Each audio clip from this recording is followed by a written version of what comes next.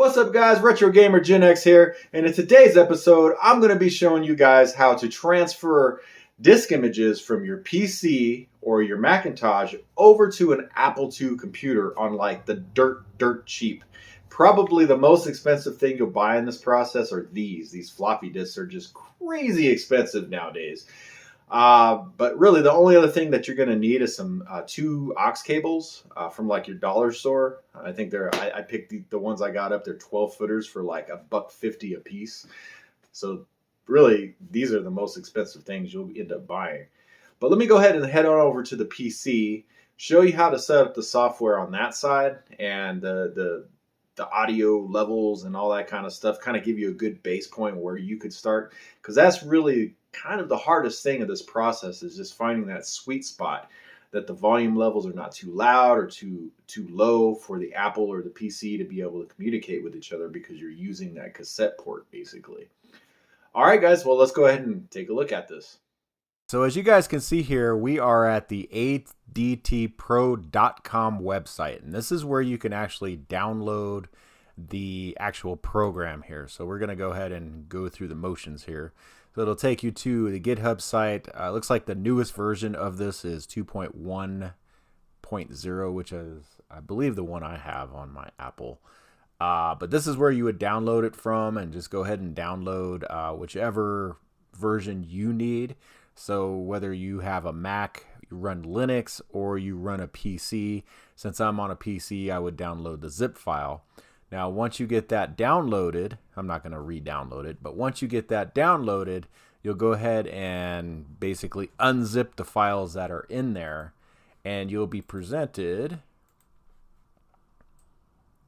with something like this. Now, I just put 2xxx, but this is what's inside of there. So this is your disks directory here. So this is where you're going to put all your disk images. So you can see I got like John Madden Football in here. It has the ADT program in here as well that I renamed to ADT just to make it easier when I was having issues trying to get this work. And I'll show you the issues I was having after not using this for over a decade, and I forgot. So definitely some helpful advice in this video for you guys. Also, you know, just some other stuff in here. I don't know what else I have in here. Oh, Oregon Trail OT1 is Oregon Trail Disc 1 and 2. That kind of thing, guys. So essentially that's what that is. Now, what we're going to go ahead and do is we're going to go ahead and open up the ADTPro bat file. Now, mind you, you have to have Java installed on your computer and updated as well, because it does run on Java. Alright guys, so this is the little screen that it actually pops up with here. So just so you guys can see that and know that. So this is what we're looking at here. Now we're going to be using the audio selection on this. You can use Ethernet or you can use serial. Now that brings me to another thing. So the audio version of this will only work on the Apple II, the Apple II Plus, and the Apple IIe that have the cassette ports in the back. This will not work with the Apple IIc, nor will it work with the Apple IIgs, because they don't have the cassette port in the back. But with those, you could either use like a serial cable with an adapter to hook up to a PC or Mac, or if you have the Ethernet adapter for your Apple II, you could actually use that to be able to communicate between the two computers, that kind of thing. But like I said, we're going for the real cheap method, the dollar store, let's buy some aux cables method. So that's what we're doing. So in order to do this, we would have to go ahead and click on audio. And what this does is that it basically tries to connect to, or it's ready to get connections and receive and send data back and forth. Okay. But there's a lot more stuff that we need to get set up here, guys. So the first thing you got to do is basically put these cables onto the back of your computer.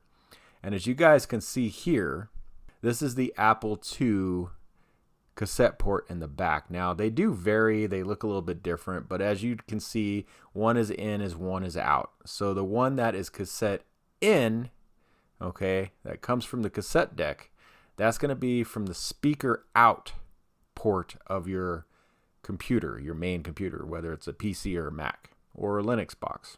And then the one that says out from the Apple to the cassette, That's the one that's going to go to the microphone jack. So what we're going to do, we're going to go to sound settings here, as you guys can see. All right. And in here, we're going to go to microphone first. Now, I'm using the snowball, which this is not going to work with me being on this microphone. So as I'm transferring data, I'm going to go ahead and have to turn it off and over and blah, blah, blah. But let me show you how this kind of works. So you would have to go into device, make sure this is a line in or microphone or whatever that jack that yours is on, and not my, USB snowball device.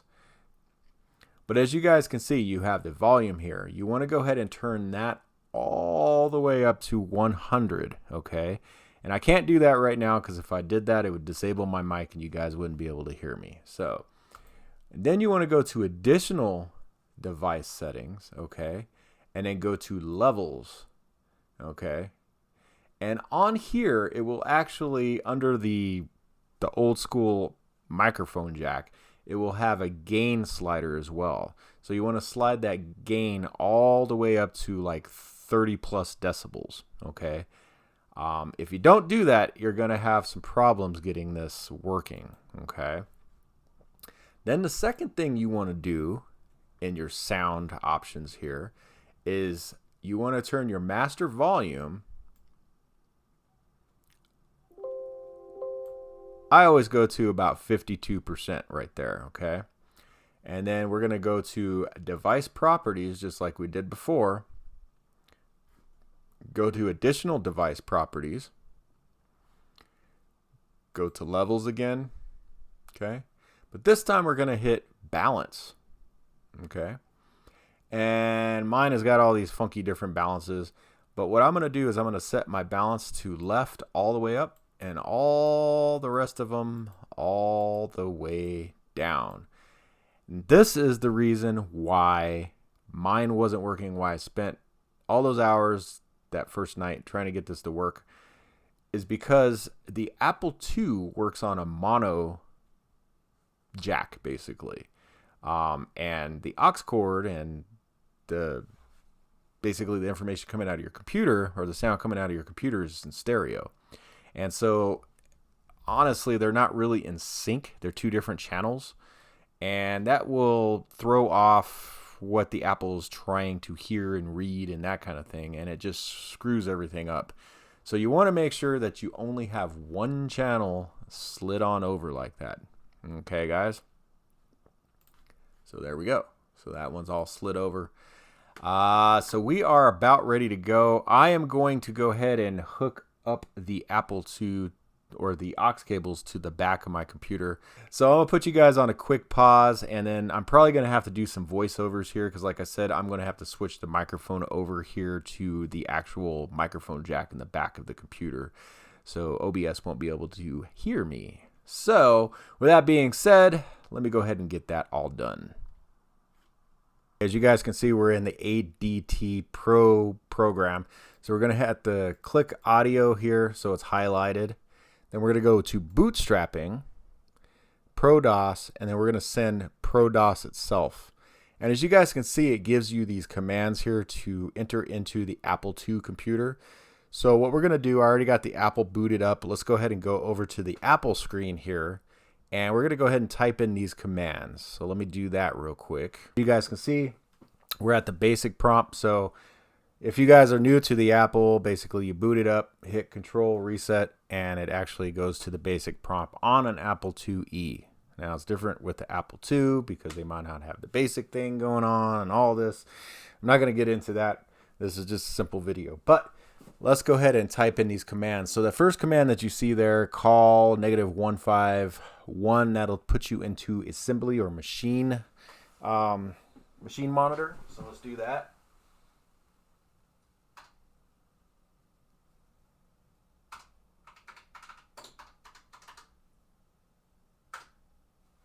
As you can see, we got the asterisk for the machine monitor. And then we're going to type in the other command there. And what this does is it's telling it where to put this in the memory location of the Apple II.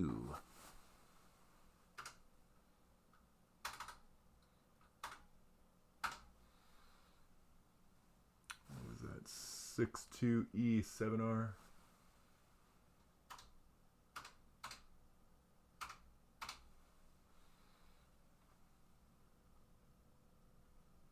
Yep, that looks good.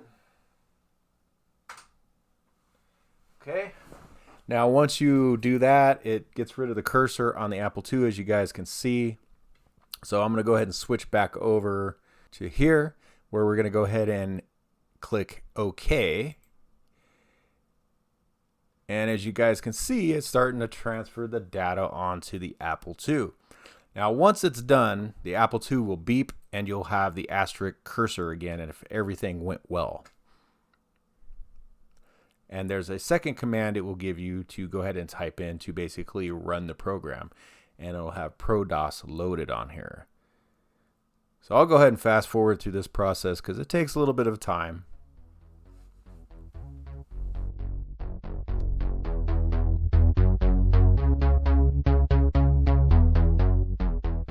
Okay, guys, it looks like we're getting to the end. The Apple beeped, so we're good to go. Now it's actually showing on screen here what we need to type into the Apple. So it looks like 203 or 2003G, and then hit enter. Okay, so let me go ahead and do that on the Apple here. So it was 2003G. Let's go ahead and put that in.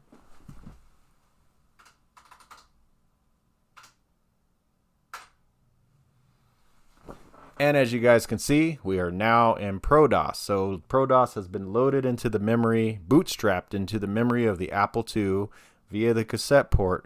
We're still in assembly right now. Okay, so it's not fully into ProDOS.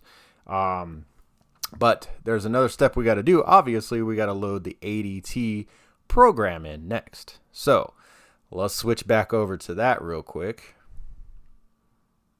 All right, so we're back to that. So we're going to go back to the bootstrapping here, go back to ProDOS, and then since we're doing, you could do the serial client, you could do the Ethernet client, but we're going to do the audio client, okay, because that's what we're using right now is obviously the audio signals. So we're going to go ahead and bootstrap that into the memory now as well. So here it tells you to type in the call -151. You don't have to do that because we're already in machine monitor or an assembly or whatever the hell you want to call it. We are already in that, as you can see from the asterisk. So the only thing that we need to go ahead and put in is this memory location code, whatever, in there right now. So that 800, whatever it is. So let me switch back over to the Apple so you guys can see that. All right, so it is 800. I got to walk across the room here to type this in, so bear with me, guys. 800 period 4A6FR.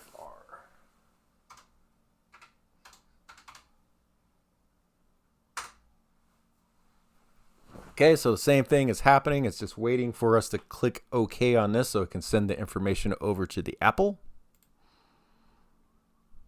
And that's what it's doing. I forgot to show you guys that. Let me go back to this screen here. All right, there you go. And as you guys can see, it's sending the information over to the Apple itself. Now, once this is done, obviously it gets to the end. The Apple will beep, and we should be bootstrapped. Well, we still got to type in one more command, so I'm going to keep it here. But we should be bootstrapped into ADTPro. So this will allow us to go ahead and start transferring disk images over once we get this loaded into the memory and running on the Apple II. So I'll fast forward a little bit through this so you guys don't have to sit through this.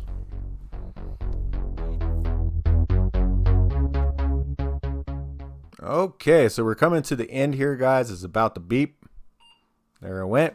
And you have the asterisk prompt again. And now we're going to go ahead and type in 800G this time. And it should bootstrap us and load up ADTPro. Let's give it a shot here.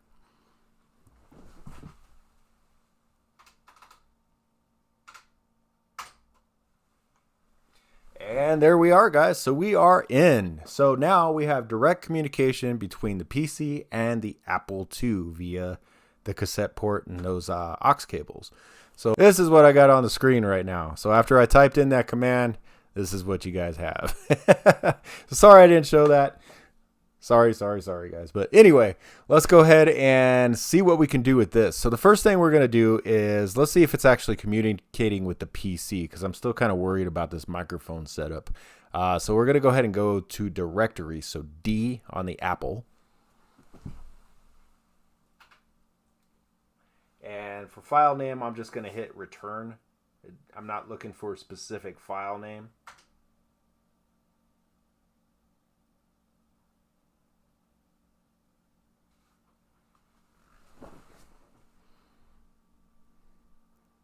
Yeah, and quite honestly, guys, it doesn't look like it is working with this microphone set up. Unfortunately. Yep, it is not working. So, looks like I'm going to have to do a little voiceover work here. So let me go ahead and get this thing disconnected. Okay, guys, so we're back here. So I did have to disconnect my USB microphone. It just wouldn't work with that one plugged in, and the old school, headphone jack one plugged into the back. So let's go ahead and show you what I was trying to show you before here. So if we go to directory like I'm at right now, we hit the D, file name, just leave it blank. It should load up the directory for the Apple, or what those Apple disk images that are on the PC in that directory I had shown you. So as you guys can see, it's users build desktop ADT disks, and there it is. That's where we're at. So next thing we want to go ahead and do, guys, is we don't want to do this bootstrapping thing every stinking time, right? So I'm going to show you guys how to actually transfer over basically the disk image. So we're going to take the ADT disk image that we have right here. Where is it? I'm going to find it. Right here. So this is the ADT disk image. Now mine I did rename just to make it simpler on me, because I didn't want all that crazy crap on the end. That way I knew which one it was. So it'll actually be named something different originally, but just so you guys know. So what we're going to do, we're going to go ahead and select that file. It's not going to do anything because we're just within the directory mode. Now, the other thing that we're going to have to do now is put a floppy disk into the drive of the Apple II. So you guys will probably hear this.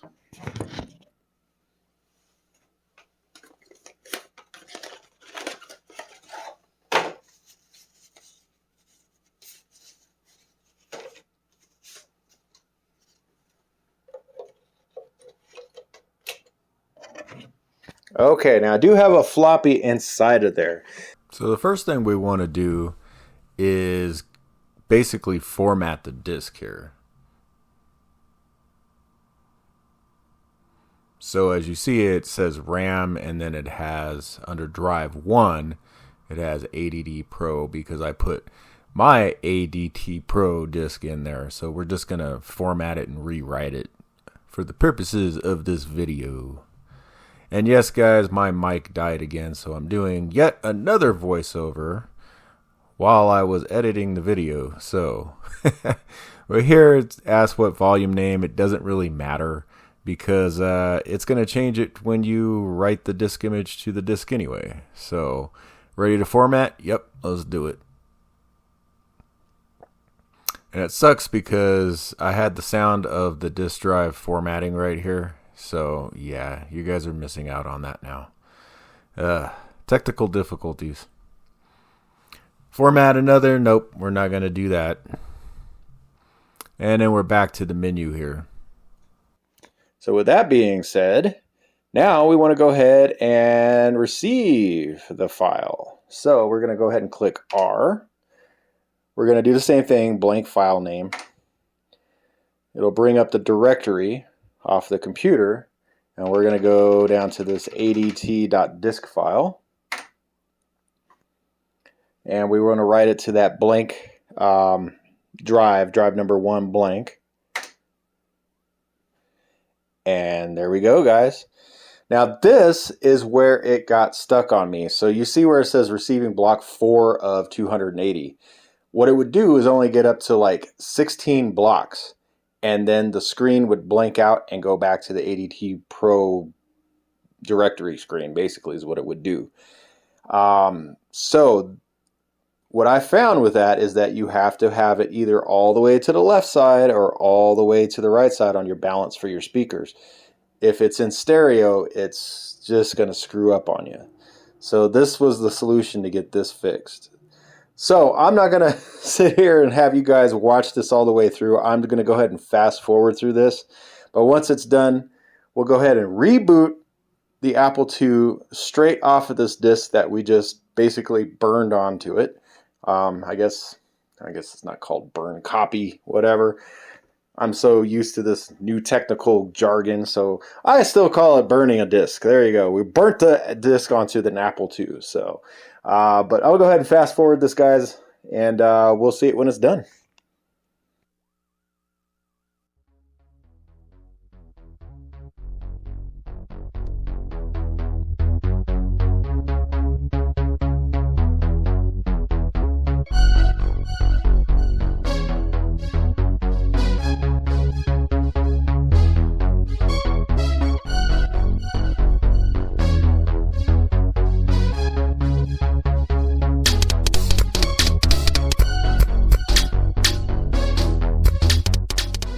Okay, guys, now as you can see that the blocks are writing a lot faster now.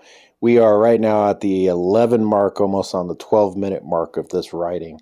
But now it's just writing a bunch of blank sectors, and that's why it's going really, really fast. So here, once it's done, we're going to go ahead and power cycle the Apple II and see if it will boot directly from the disk, which I'm pretty sure it will. So let's go ahead and give it a shot here, guys. We're going to go ahead and complete this. So press any key, it says. All right, there we go. That's looking good. So let's go ahead and restart the Apple. I'm going to put down, right now I'm recording audio on my phone, guys, just so I could do this and talk at the same time as I'm doing it. So we're going to do Open Apple Control Reset. That's it. Open Apple Control Reset. Oh, that didn't work. There we go.